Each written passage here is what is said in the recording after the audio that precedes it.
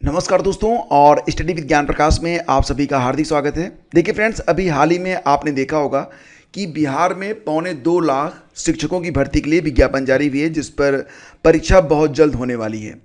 देखो फ्रेंड्स, यहाँ पर 3 तरीके की शिक्षक भर्तियाँ थीं। सबसे पहले तो बात करें तो प्राइमरी की शिक्षक भर्ती थी, जिसमें बिहार टीईटी जो था वो एलिजिबल था, या फिर जो लोग सीटीईटी पास आउट थे किसी भी स्टेट के हों उनको भी यहाँ पर अलाउ किया गया।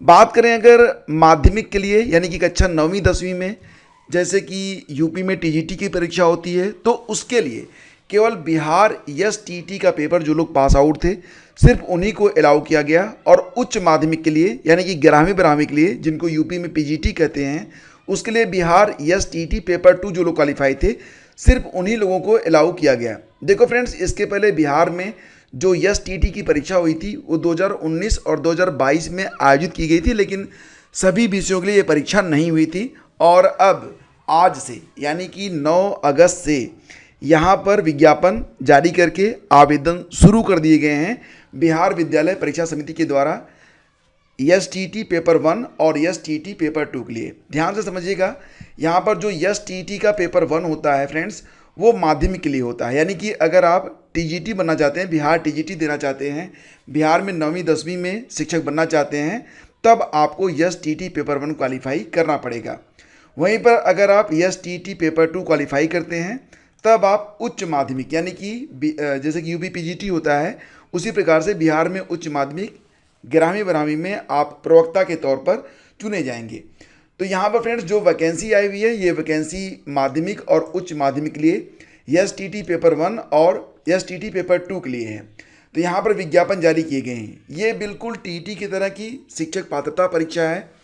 इस परीक्षा को पास करने के उपरांत उसके बाद आपके पास एलिजिबिलिटी आएगी कि अगली जब वैकेंसी आए तो उसमें आप आवेदन कर पाएँ। तो दोस्तों, ऑनलाइन आवेदन की जो प्रक्रिया है वो स्टार्ट हो चुकी है। मैं यहाँ पर आपको इस नोटिफिकेशन के बारे में जितनी भी डिटेल्स है सब बता देता हूँ। तो चलिए शुरू करते हैं। सबसे पहले फ्रेंड्स आपको बता दें कि यहाँ पर अगर आप पेपर 1 देते हैं तो पेपर 1 में पास आउट होने के बाद आप 9वीं 10वीं यानी कि टीजीटी के लेवल के शिक्षक बनेंगे। तो ध्यान से समझिएगा कि पात्रता परीक्षा के जो प्रश्न होंगे वो एमसीक्यूज के रूप में रहेंगे, नेगेटिव मार्किंग नहीं होगी और प्रत्येक प्रश्न 1 अंक का होगा। तो यहाँ पर आपके मन में एक सवाल और आएगा कि ये जो परीक्षा होगी वो कितने अंकों की होगी। तो आपको बता दें कि ये जो परीक्षा होती है कुल मिला के 150 अंकों की होगी। तो पेपर 1 यानी कि माध्यमिक के लिए और पेपर 2 यानी कि उच्च माध्यमिक के लिए जो विषय हैं वो मैं आपको बता देता हूँ, उसकी एलिजिबिलिटी भी क्लियर कर देता हूँ। तो पेपर 1 माध्यमिक यानी कि अगर आप 9वीं 10वीं के लिए ये परीक्षा देना चाहते हैं, एसटीटी का पेपर 1, एसटीटी पेपर 1 आप देना चाहते हैं, तो एलिजिबिलिटी क्या है कि 50% अंकों के साथ आपने स्नातक किया हो। अगर स्नातक में आपके अंक 50% नहीं थे तो स्नातकोत्तर होना जरूरी है, पीजी होना जरूरी है और बीएड होना चाहिए। बस यही इसकी सामान्य एलिजिबिलिटी है। विषय कौन कौन से हैं तो आप यहाँ पर देख सकते हैं कि कौन कौन से विषय यहाँ पर हैं। जैसे कि हिंदी तो है, उर्दू है, बंगला है, मैथिली है, संस्कृत, अरबी, फारसी, भोजपुरी, अंग्रेजी, गणित, विज्ञान, इसके अलावा सामाजिक विज्ञान। तो ये सारे विषय हैं। अब और भी हैं, जैसे कि शारीरिक शिक्षा के लिए जो एलिजिबिलिटी है वही है कि शारीरिक शिक्षा में जैसे कि बीपीएड वगैरह होता है वो चीज़ें यहाँ पर मांगी गई हैं। साथ ही साथ अगर देखेंगे तो संगीत के लिए और ललित कला के लिए और नृत्य के लिए भी यहाँ पर जो पेपर है वो करवाया जाएगा। एलिजिबिलिटी आगे दी गई है, सामान्य एलिजिबिलिटी है जो कि होनी चाहिए।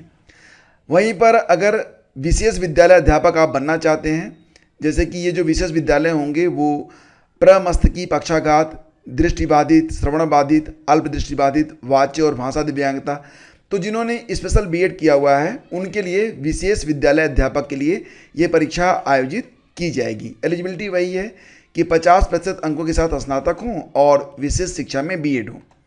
देखो फ्रेंड्स, यहाँ पर अगर आप गणित के लिए आवेदन करना चाहते हैं तो गणित के लिए जो सब्जेक्ट कॉम्बिनेशन है उसको आप अच्छे से समझ लीजिए। गणित के लिए आपको गणित के साथ भौतिकी, इलेक्ट्रॉनिक्स, कंप्यूटर साइंस, रसायन विज्ञान, सांख्यिकी में से कोई 2 विषय स्नातक स्तर पर आपने पढ़ा हुआ हो। जैसे कि अगर आपने मैथ तो पढ़ा है, साथ में आपका फिजिक्स या फिर केमिस्ट्री होना चाहिए, जिसको आप लोग पीसीएम कहते हैं। इसके अलावा गणित तो कंपलसरी है, गणित के साथ भौतिकी, इलेक्ट्रॉनिक्स, कंप्यूटर साइंस, रसायन विज्ञान, सांख्यिकी में से कोई 2 विषय होना चाहिए। बात करें अगर विज्ञान के बारे में तो विज्ञान के लिए जंतु विज्ञान, प्राणी विज्ञान और वनस्पति विज्ञान और रसायन शास्त्र विषय में पठित हो, अथवा इंजीनियरिंग से स्नातक जिसमें विज्ञान की विशेषज्ञता हो, जैसे कि बायोटेक्नोलॉजी, माइक्रोबायोलॉजी वगैरह। ठीक है। सामाजिक विज्ञान में ये कहा जा रहा है कि निश्चित रूप से इतिहास या भूगोल में से कोई एक सब्जेक्ट होना ही चाहिए स्नातक में, साथ ही साथ अर्थशास्त्र और राजनीति शास्त्र में से कोई एक विषय हो। ठीक है। यानी कि कुल मिला के 2 विषय आपने पढ़े हुए हों, जिसमें से एक विषय इतिहास और भूगोल हो, और इसके बाद कोई भी विषय हो सकता है, मतलब इतिहास भूगोल दोनों भी हो सकता है, लेकिन इतिहास भूगोल, अर्थशास्त्र और राजनीति शास्त्र में से 2 विषय होने चाहिए। इसमें अनिवार्य रूप से इतिहास और भूगोल आवश्यक है। भाषा से संबंधित विषय में यह कहा जा रहा है कि माध्यमिक शिक्षक के पद हेतु भाषा से संबंधित भाषा विषय के रूप में स्नातक स्तर पर पठित होना अनिवार्य है। यानी जो भी भाषा आपने पढ़ी हो वो स्नातक में आपका वो एक सब्जेक्ट के रूप में होना चाहिए। तो बाकी जो चीज़ें हैं आगे बढ़ते हैं। अब हम बात करेंगे पेपर 2 के बारे में। ये जो एलिजिबिलिटी मैंने आपको बताई ये 9वीं 10वीं के बारे में है, यानी कि जो आप समझते हैं यूपी में टीजीटी लेवल।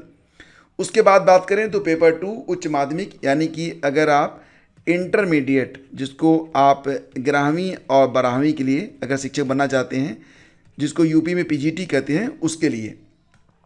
तो ध्यान से देखिएगा, यहाँ पर विषय कोड दिए गए हैं, लेकिन उसके पहले आप एलिजिबिलिटी देख लीजिए। 50% अंकों के साथ स्नातकोत्तर होना चाहिए और बीएड होना चाहिए। यही एलिजिबिलिटी है कि आपने संबंधित विषय में पीजी किया हुआ हो, पीजी में 50% होना चाहिए, प्लस आपके पास बीएड होना चाहिए।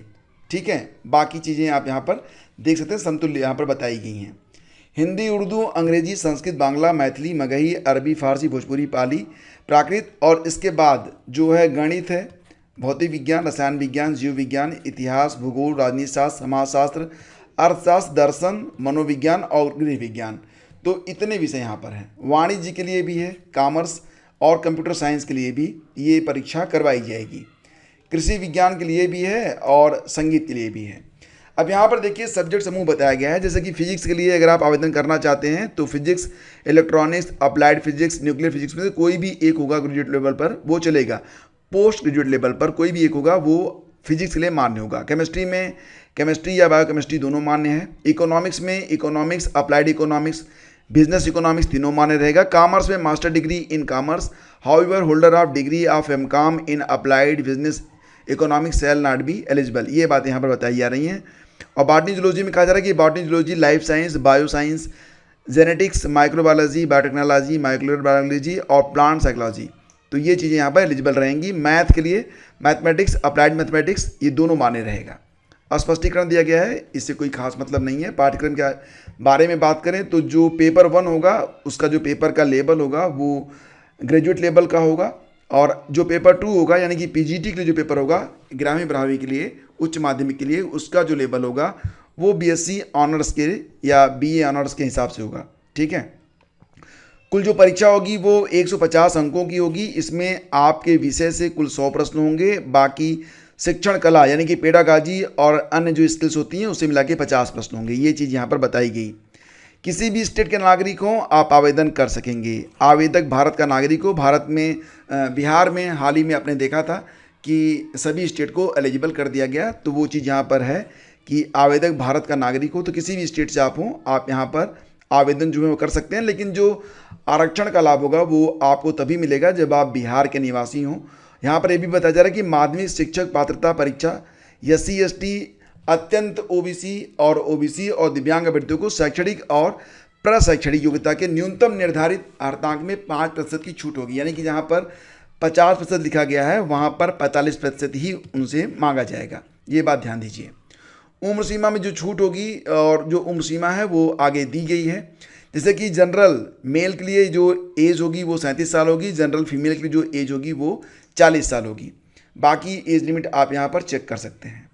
और ये भी है कि दिव्यांग अभ्यर्थियों को अधिकतम उम्र सीमा में 10 वर्ष की छूट मिलेगी।